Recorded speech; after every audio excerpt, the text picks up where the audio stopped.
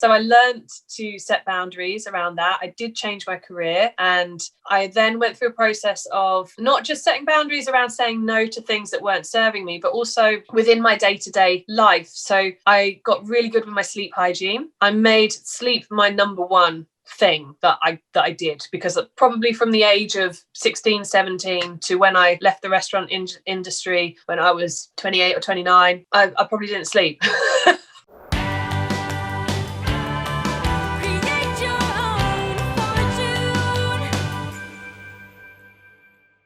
My guest today is Hayley North. Hayley used to live a life that many of us would consider a real dream life. She was combining traveling all around the world with working in different restaurants. However, at a certain point, she discovered that her health was paying a price for her lifestyle, and that doing many hours of very intense yoga wasn't helping her to recover her health. Well, she will be sharing her own journey, and not only that, she'll also be sharing how she turned her lessons learned into an online business that she's running from her own house today.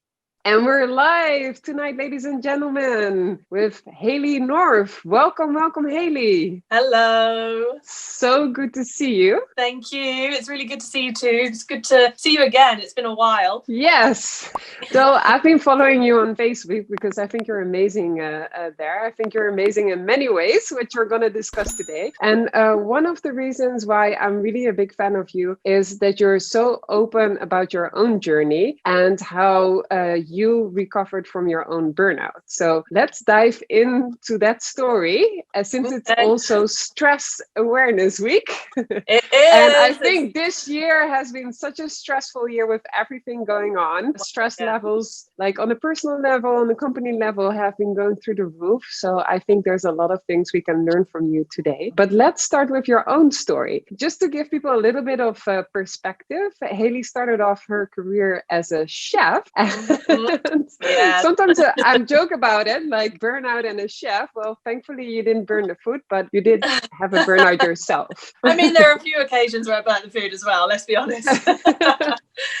So please, can you take us back to those days? Yeah, I can take you back there. So, I mean, we're going back some years now to the start of that all began. Wow, when was it? It's going to have been sort of 11-ish years ago, I'd say, when I started out chefing. And I went into that, actually, at that point in my life, I went into that because I wanted to travel the world. And I saw that as something I could do in any country around the world, which it's true, I could and I did. And I spent 9 years chefing, and over that time I traveled and worked in a lot of places. I mean, for people that are familiar and have an idea about the restaurant industry, it's quite unforgiving in the way it's set up, and it has very long hours. They're usually very unsociable hours, so often working until midnight or 1 a.m. And the shifts that you work are generally, it can be anywhere from sort of 10 to 15, 16, 17 hour shift. And so I was doing that for many years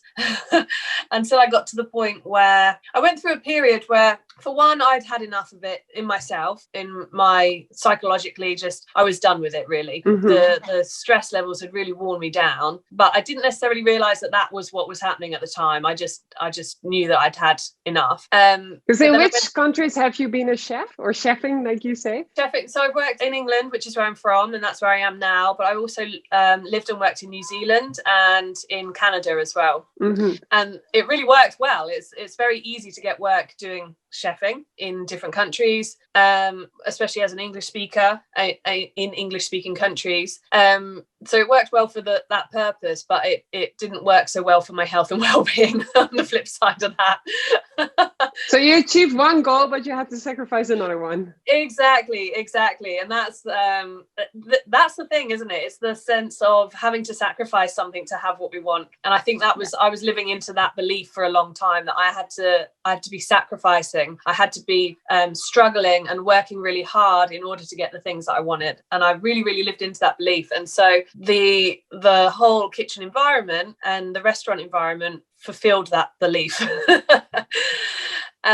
So it was like a reinforcement of that belief. Yeah, it was a reinforcement of that belief. You know, what we believe, we manifest, don't we? And that's exactly what I did. I manifested this career and this job that reinforced the beliefs that I had about having what I wanted and having to sacrifice things in the process. So that took a long time to unravel, actually, to unpick that belief and to shift it and change it. But I went through a whole process of getting really ill. I got shingles. I don't know if you know what shingles are. It's so please explain. Yeah, it's the adult version of chickenpox. So if you've had chickenpox as a child, you can get it again as an adult, and it's called shingles, but it's much, much worse. And it can be hospitalization. It can be really horrific. And I was lucky in that I wasn't hospitalized. It wasn't really, really severe, but it was enough of a wake-up call, because it's an indicator. It was an indicator that my immune system had crashed and burned. I had that and a few other illnesses that happened all around the same time. And that was from the chronic stress. And that usually happens, right? Like when it rains, it pours, like even this year. Yeah, exactly.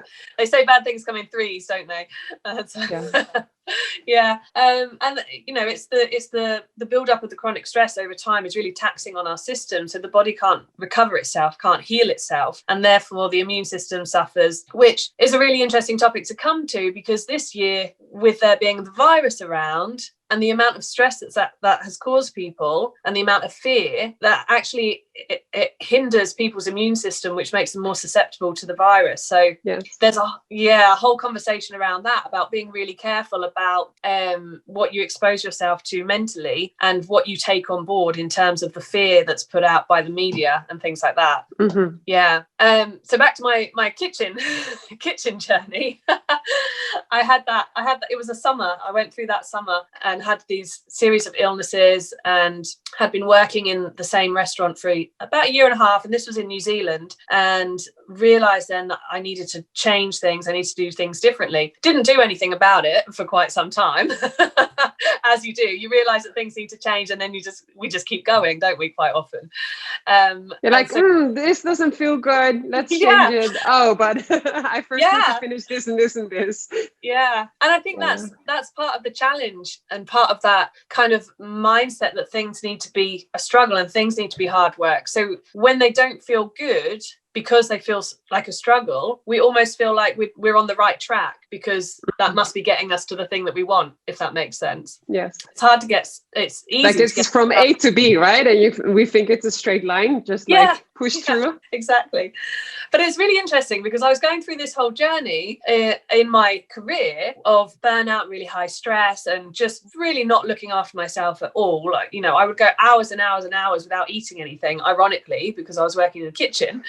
And hours and hours and hours without going to the toilet. You know, you don't take breaks in the restaurant industry, in kitchen work, and that's very interesting, right? Because you say generally in restaurants, that's what we do. Like that's the culture. It's the culture of it. It is changing. It is shifting, but I would say very slowly. I would say when I went from New Zealand to Canada and started working in Canada, it was Vancouver specifically. I can't speak for the rest of Canada, but the culture in Vancouver in the restaurant industry was shifting. There was a lot more awareness around that, luckily, because I went and worked in another restaurant. But yeah, other places it is shifting, but slowly, I think. But yeah, it's the whole culture that you're up against. And that was what I was faced with. It was like, well, if I want to be doing this as a job, I'm subscribing to that culture. There's at that point in time, and at this point in time, there's no other way that those two things couldn't work.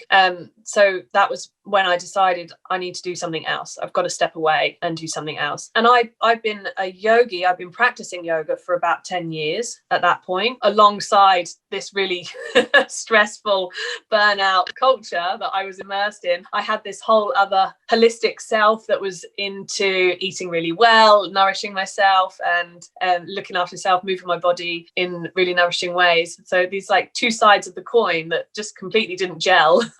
And I'd step into the kitchen and I'd go for hours without eating anything. And if I did eat anything, it wasn't the best thing. It would just be something rushed and whatever it could be. And, spend hours in these quite grueling, really, really hot kitchens, and then I'd leave there and go into the yoga studio and but I mean, ironically, at the time I would be doing like power yoga and power vinyasa and really hard hitting stuff as well. So I just wasn't giving myself a break at all. So everything you were doing was intense, like whether it was your profession or whether it was your spare time, like everything was really like full on.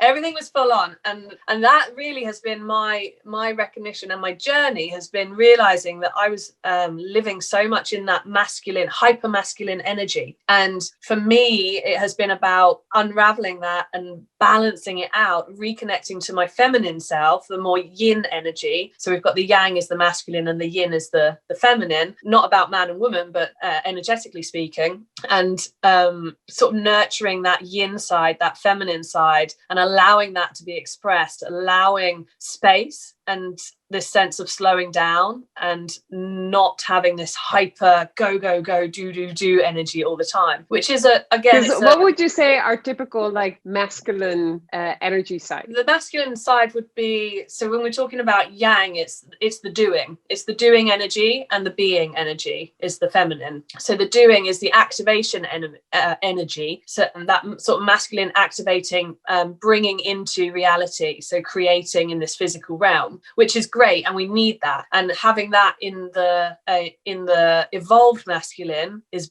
brilliant. Having it in the shadow masculine or the hyper masculine, where we haven't got the balance of the feminine to even it out, that's when we get burnout, that's when we get stress, that's when we get anxiety. So the journey wasn't just about changing careers, and that's the funny thing, is because I thought it was at the time.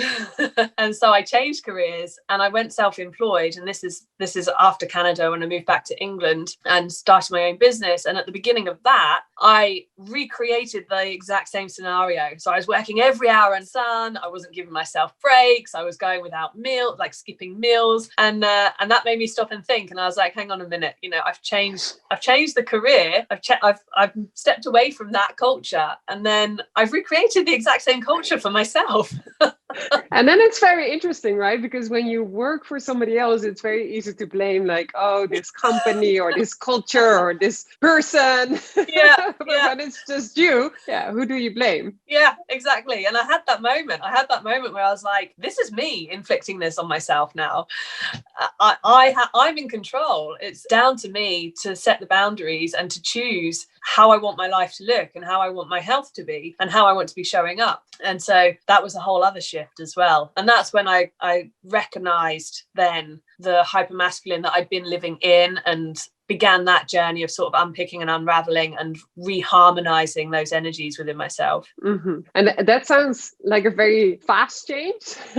Like, oh, you discovered it and then you started unraveling it and then you were okay. But I can imagine in real life, it didn't exactly go that fast. Oh, no, not fast at all. I mean, the point at which I decided to move away from working in the restaurant industry, it still took me another 2 years to actually leave the restaurant industry. And from throughout that time period, I was having more and more awareness about the energetics that I was moving within, or that were moving within me, and that were more expressed. But that didn't really happen until after I left the restaurant industry 2 years later, and then from there, and it was probably 2 years, I think, from sort of stepping away from that, starting my own thing, burning myself out again.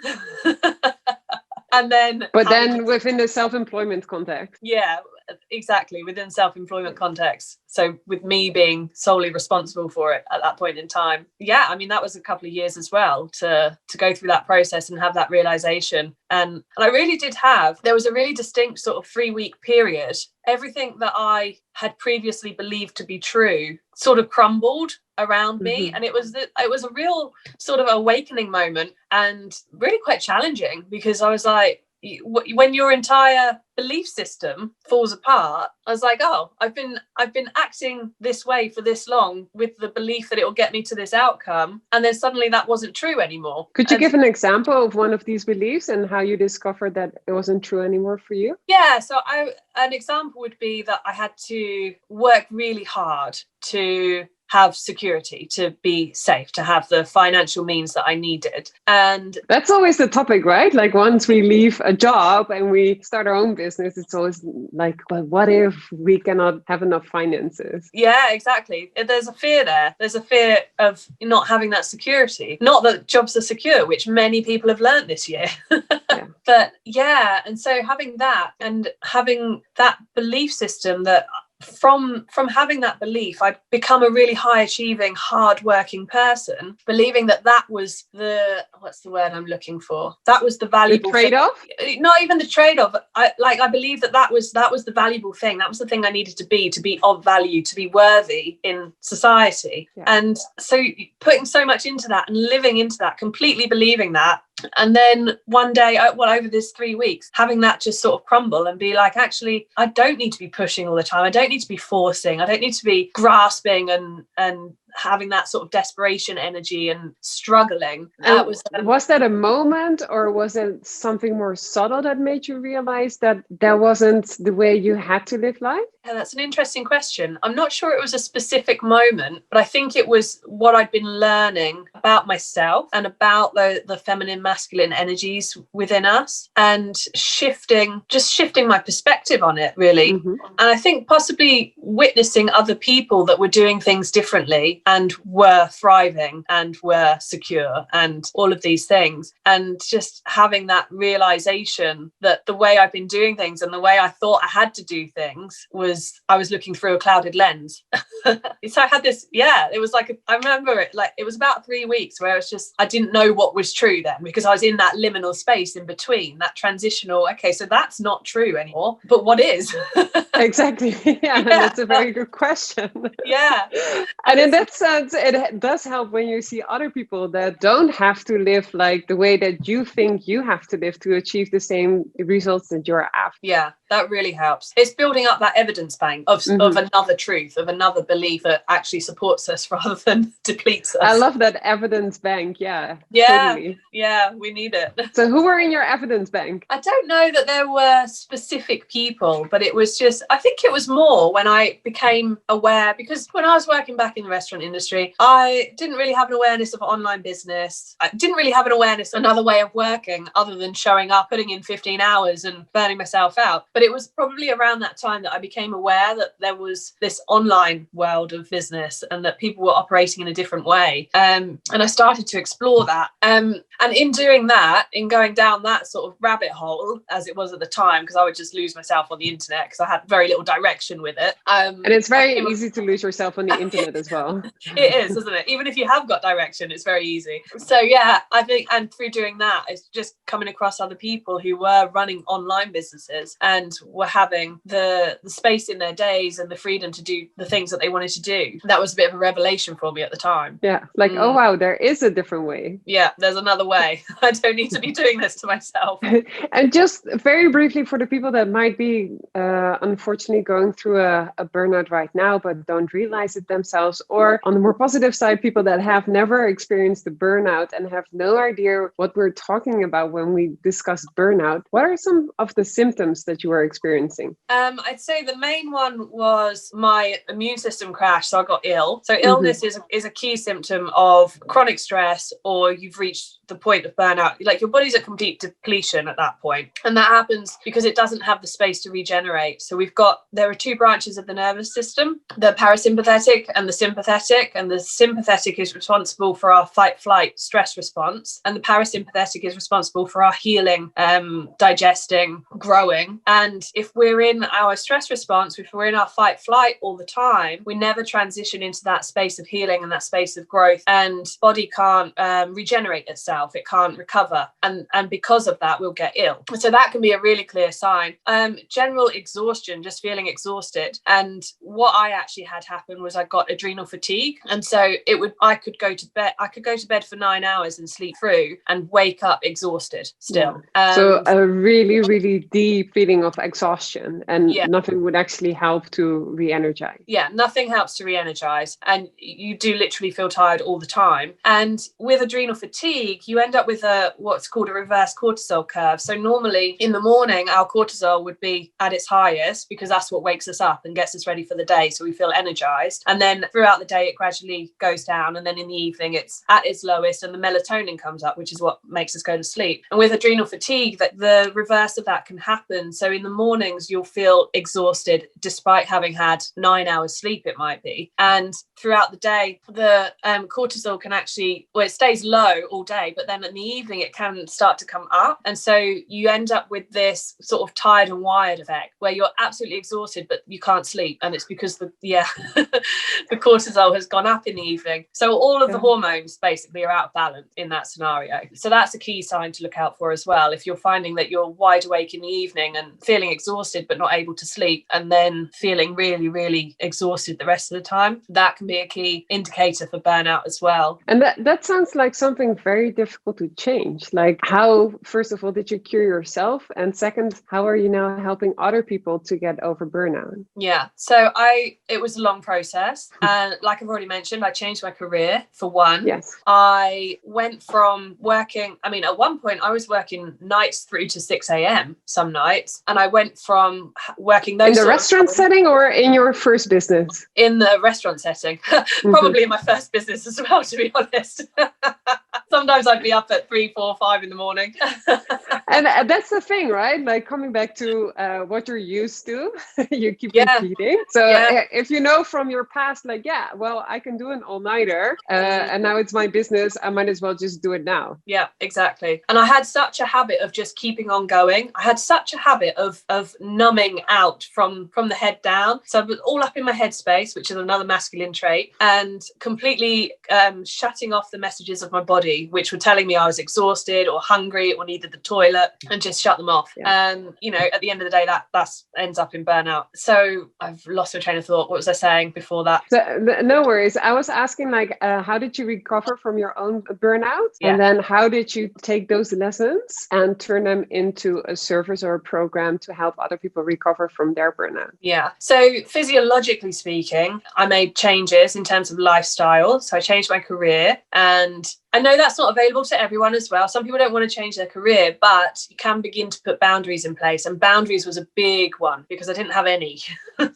I didn't have the concept of the word no. That wasn't in my vocabulary. I would say yes to everything. Yes, I'll do that. Yes, I'll do that. Which many, many people do, especially women, actually. It's quite common. Yes. Yeah.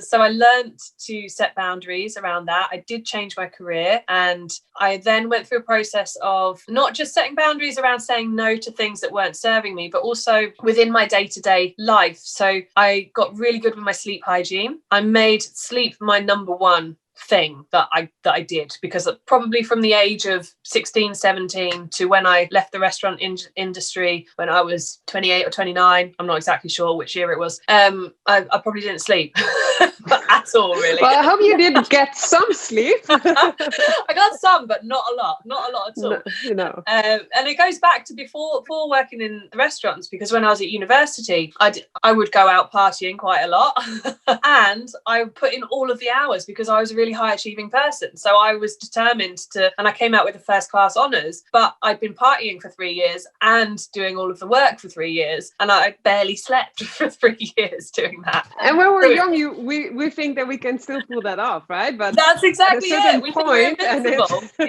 The age point, I think, depends per person. Yeah. But then we're like, oh wait, I used to be able to pull this off, but I can't anymore. And actually, also there's cases of young people suffering horrible consequences from not getting enough sleep, like being pushed through their boundaries in a corporate setting as well, very early on in their career. Yeah, it's so true. It really, really is such a prevalent thing in the corporate world as well. And I think it's important to recognize that, but also to recognize that it does happen up in other industries, because I see a lot in the online space of people talking about getting out of the corporate world, escape your 9 to 5. But there's this whole other group of people, especially in the restaurant industry, they don't work a 9 to 5. That would be a walk in the park.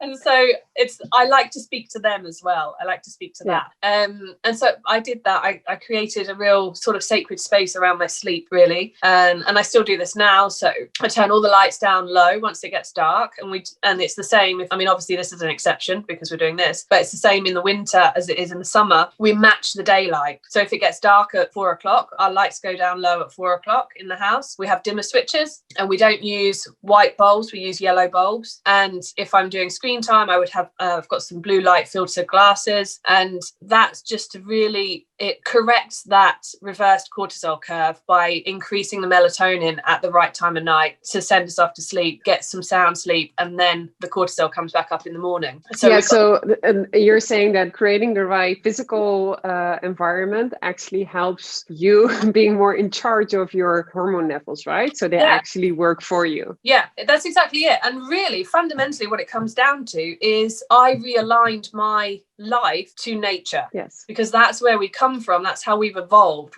And that is what governs our hormonal cycles. And so that's interesting, right? Because I think especially one of the industries that is very close to nature is the restaurant industry, because you handle products that come from nature every day. Whereas when you're a lawyer or an accountant, I mean, it took a little bit more effort to turn natural products into the computers that we use on a daily basis, right?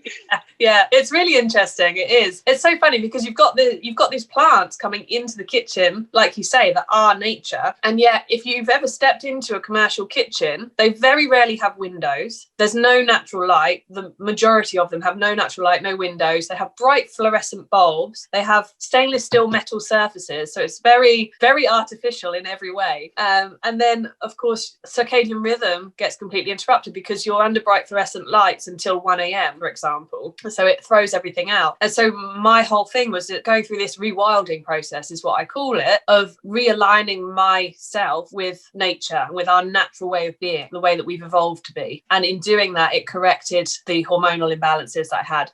Something that I didn't mention was I actually came off the pill. I was using the contraceptive pill up until about 6 years ago or something, and it was around the time that I also got shingles and had those illnesses. It might have been 7 years ago, lose track of time. And I came off of it, and it took me 3 years to get my regular cycle back because my hormones were that far out of whack. Yeah. And that also indicates how vulnerable the hormonal system is. It is. Yeah. It's responsive. It's really receptive to our environment. They're like intimately connected. And so if our environment completely out of whack, like mine was, working in kitchens and working opposite days, day to night type thing, then it throws everything off. It's giving the wrong messages to the body, and the body doesn't know what to do with that. Yeah, so, and you can do all the yoga that you want, but it doesn't compensate when you reach a certain point, right? Yeah, exactly. I mean, if you worked a 15-hour shift, going to do 1 hour of yoga, it's not really, I mean, it's good. If that's your scenario right now, then go and do it. Please do it. And do a restorative or a slow practice, not a power vinyasa, ideally. But yeah. And I mean, I say that, but I'm also guilty to it. Like I'm very used to working long days and then run to a physiotherapist and be like, oh, fix me because my arm hurts. Yeah, they've got an hour to undo your 27 hours from the last couple of days of typing or whatever it might be. So really just bringing it home to what are we as human beings, how have we evolved, and what are the things that we need to be well, to be healthy, and to keep that nervous system in balance, in harmony. So that's one side of it, is the physiological side of things, but there's also the mindset behind it, the driving force, and that's the belief systems that I held that kept me living out those cycles and those patterns as well. So that obviously took some work. And how did you go about on tackling those? Because sometimes it's very hard to realize which beliefs you hold, then it's even harder to change them. Yeah. How did you go about that? Yeah, so I retrained as a yoga teacher for one. And in doing that, the course that I went on, we did some really sort of deep dive personal development work, kind of like diving into the depths of our souls and peeling back the layers and uncovering what those belief systems were that we were operating by. And that was such a powerful experience, such a hugely powerful experience and so life-changing that, yeah, I mean, it was phenomenal. And it was through a lot of those processes that I learned on that training that I came to realize the beliefs that I was operating by, and some of them are still there as well. Or some you're aware of them, but you haven't been able to turn them around. Yeah, exactly. And that's the first thing. The first thing really is awareness. It's bringing the awareness to them. It's opening the door to them so that they can be witnessed. And once we're aware of something, then we have the opportunity to change it. So I think that's amazing that you had your own experience, you had your own challenges, you were able to get yourself back on track with the experience from the yoga training, with personal development work. But how do you then take it to the next level and turn it into your business, and even an online business, because you are used to a very physical environment as well? Yeah, I am.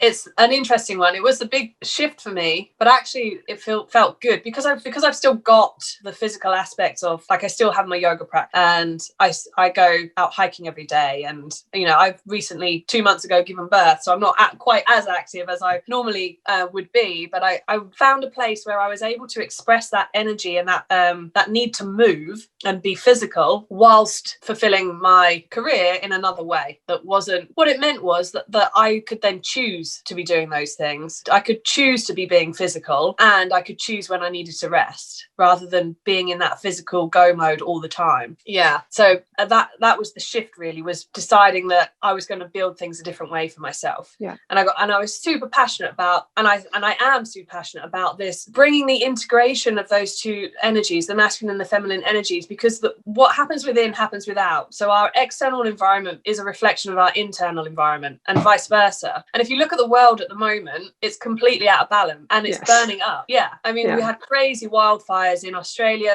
last year, or was it the start of this year? I think it was around the end of last year. I think both, actually.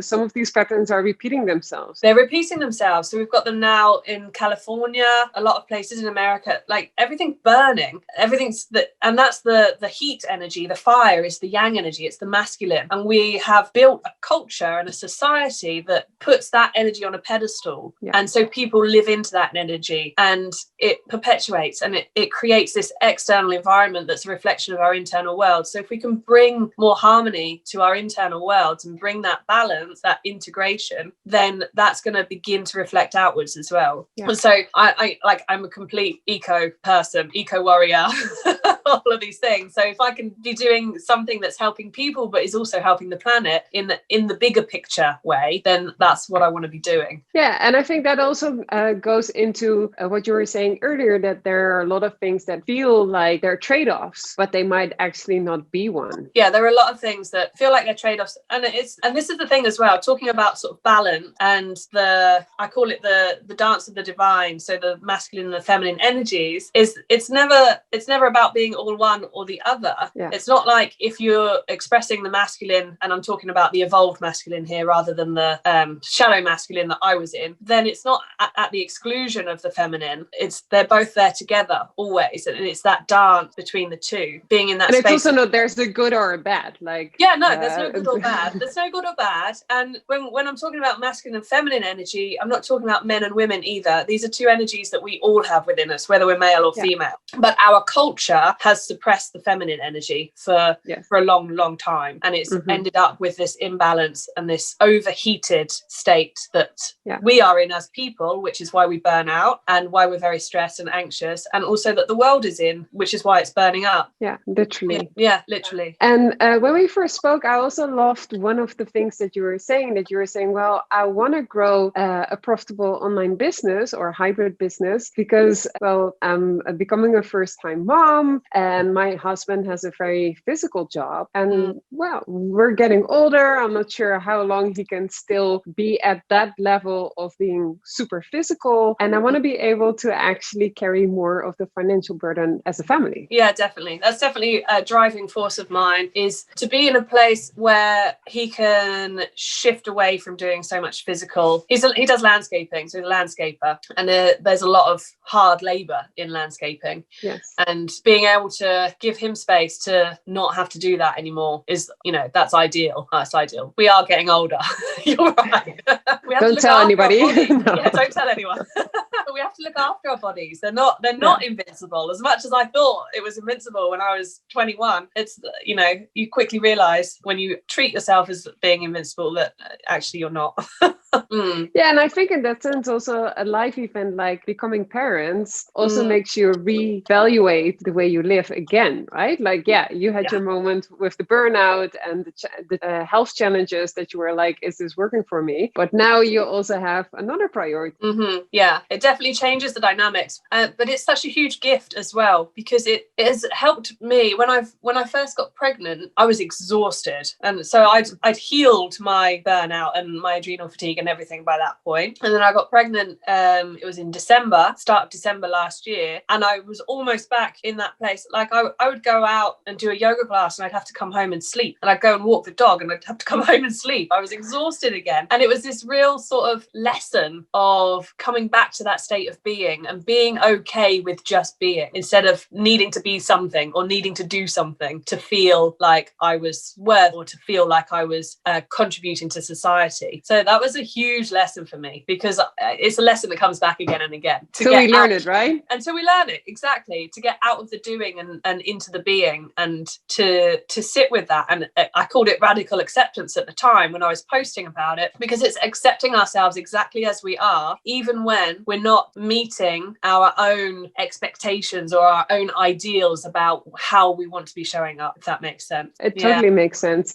And one of the things that I really appreciate about how you portray yourself online is that you're like an open book. Like you share your own challenges, you're very transparent about them, and then you help other people by talking about them and talking about how you're actually dealing with it. Yeah, I make a point of that. I think that in itself has been an evolution for me as well, because I generally in the past would not be so open with things that were challenging for me or with my struggles. And I think part of that comes back to sort of fear of judgment, doesn't it? Or fear of not seeming capable of doing the things that I'm doing. But definitely that was part of my evolution, was to sort of release that, let go of that, and open myself up and be transparent. And I had a real realization, and it wasn't a cognitive realization, it was a felt sense, that I went from seeing myself as separate from other people to seeing myself in other people. And like recognizing that that's just another person who has the same wants and the same needs and the same desires in life. It's so easy, I think, to put other people on a pedestal and sort of look at them and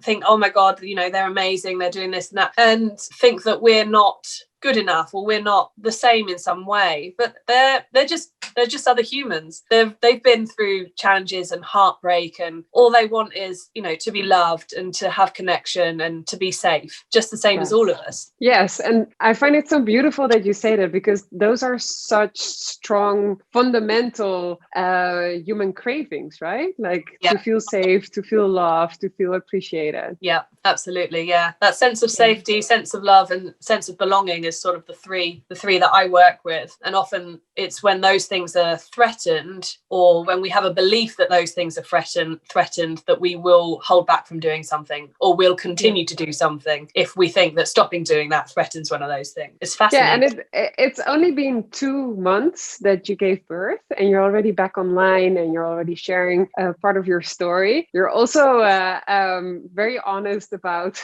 the glamorous parts of being a mom and the non-glamorous parts of being a mom, and postpartum recovery. Could you elaborate a little bit about that? Yeah, I mean, this is another thing, because I'm really conscious of the fact that, when we're sharing stuff online, we're contributing to a social narrative, or we're changing a social narrative. And there are a lot of social and cultural narratives running, especially for women, that are not supportive of women. And so I was really conscious of when I went through my birth journey and came out the other side, of not wanting to be stepping into that or subscribing to that cultural narrative of that sort of bounce back culture where we need to get our body backs really quickly. It's like a badge of honor if you're back out running within 2 weeks and all of these things. And that's just not the approach I wanted to take, and it's not the message I wanted to put across. So I was really sort of clear about that in the things that I was sharing, and also in my own actions. You know, I took 2 weeks. The first week we didn't have any visitors to our house to start with, and this is not just because of COVID. We weren't going to. This was a boundary that we set. We set sacred space for us and our baby for that first week. So my mum didn't visit. You know, all of the close relatives that were desperate to come and see us,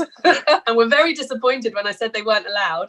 But we didn't. We held sacred space, and that was very intentional for the transition of myself into motherhood, my husband into fatherhood, and the baby from womb side to earth side. And the second week we had guests, but only one a day. For those 2 weeks, I didn't do anything at all. I didn't get off the sofa at all. And that was also very intentional. I'm such an active person, and I do have that strong sort of masculine activating energy that wants to be expressed quite a lot. So it was really hard for me. It was actually a challenge. You were sitting on a sofa with your running shoes on. Yeah, pretty much sitting on the sofa. And obviously I had a newborn baby and was nursing him a lot. Just gave myself that time before I even went out for walks with the dog or anything like that. So yeah, I was very intentional that I wasn't going to be doing that bounce back thing. And ironically, and possibly because I did those things, I bounced back really quickly. And so I was a bit like, I didn't actually want to share that part of the story because I didn't want to be contributing to other people feeling like that's what they needed to be doing as well. They needed to be back up and out hiking and stuff after 2 weeks. So it was a really interesting one because I made such a point of being like not subscribing to the bounce back culture and all of these things. And then ironically, I just recovered really quickly. And, you know, I had my physical self back to the way I looked pre-pregnancy within a week and a half and things like that. So yes. Yeah, it's an interesting one. And that happens so often, right? Like when we stress out, we actually have to fight so hard and it doesn't always happen. And when you're just more relaxed and let things evolve more naturally, then they actually happen anyway. Yeah, that's exactly it. And I think, you know, our bodies have this innate wisdom for healing themselves. And so if we give our bodies space, then our bodies will heal. One second. Yeah, I think he heard, no worries at all. I think he heard that we were talking about him. He wants to join the party. No worries at all. So we have another live guest. Okay, no worries. I'm just going to give him a quick cuddle. Yes. You can join us even if you want that. It's up to you, up to your boundaries. And this is the reality, right? Like these are lives, like these are real lives. These are people's lives, and our lives includes the kids as well. And especially when you have a 2-month-old baby, these things do happen, and they're all natural. And yeah, there he is. Okay, I'm back. He's hungry. Yes, that's amazing. Bless him. And bless you, like, for showing how real lives are as well. This is the thing with the 2-month-old who's exclusively breastfed is when he's hungry, and it's got to be me. No, and like you couldn't prove your point in a better way, right? Like being honest, transparent, and being real, and this is as real as it gets. Yeah, exactly. All right. I also want to give you your space, and we were almost wrapping up anyways. I'm not sure from your side, because we got, of course, a bit disrupted in a very nice way, like with the extra visitor. Would there be anything from your side that you would still like to add to the discussion that we had today, to the talks about your business and how you help other people? Yeah, I'd just say, if you are experiencing stress at the moment, especially with everything that's going on, or anxiety around that, and you know, there are two sides to this as well, because we've got the element of, you know, lockdowns and all of these things where a lot of people are no longer able to work, and then on the flip side of that, there are a lot of people whose work has gone through the roof. Yes. And so I am offering a burnout recovery focus sessions, which are 90-minute sessions. So if that's something that you feel is needed for yourself, then do reach out. We can schedule that in. And just be really kind to yourself as well, because this year has been so turbulent. There's been so much going on, and it's such a valid experience to be having if you are experiencing stress, you are experiencing anxiety, if you are burning out, or you're in that place of, moving towards that. It's a valid experience, and it's totally understandable. So and kindness to yourself, I think, is always a good thing, whether we're in a pandemic, yes or no. And like you said, also that side of that we're all connected. One of the things that I've appreciated a lot from this year is that I felt that we have become kinder to ourselves, and that things that were always normal are now really normal, like the fact that you have a family and you have a family life. Yeah, exactly. There's with everything that happens, there's always a way to look at it that's serving us and a way to look at it that's not serving us. And so having the self-awareness to notice, okay, what I'm focusing on right now, or the way I'm thinking about things right now, is not serving me, and then make the change that. And of course, if it can be difficult to see that from the inside when you're in it, so that's when reaching out to someone like myself or another practitioner can really help with that. Definitely. I think that's such valuable advice. A final question before I let you go. I always believe that we can create our own fortune, and I'm very curious what fortune means to you. What's your definition of fortune? Yeah, so I would liken fortune to rich, and when I think of rich, I think of enriched. And to me, that's an enriched life. And so that is financially, yes, being well off, being comfortable, and having the freedom from that to do the things I want to do. But it's also about having the richness of relationship, of family, and the richness of connection to nature, and feeling integrated in the world that we're part of, rather than a lot of the separation that we live with quite a lot at the moment in respect of humans being separate from the world. And nature's out there and we're in here, but having that richness of experience where we are interconnected with all of life around us. That's beautiful. Well, thank you so much. For everybody that wants to reach out to you, to get connected to you, what's the best way to do that? So you can find me on Facebook. I'm Hayley K North on Facebook. And I've got a Facebook group, which you can find at facebook.com/groups/Fierce and Free. And the group is called Fierce and Free Collective. So if you search that, it should bring it up as well. I have a website, which is hayleyknorth.com, but that is currently being redone. So it's on a holding page at the moment. Well, websites are always evolving.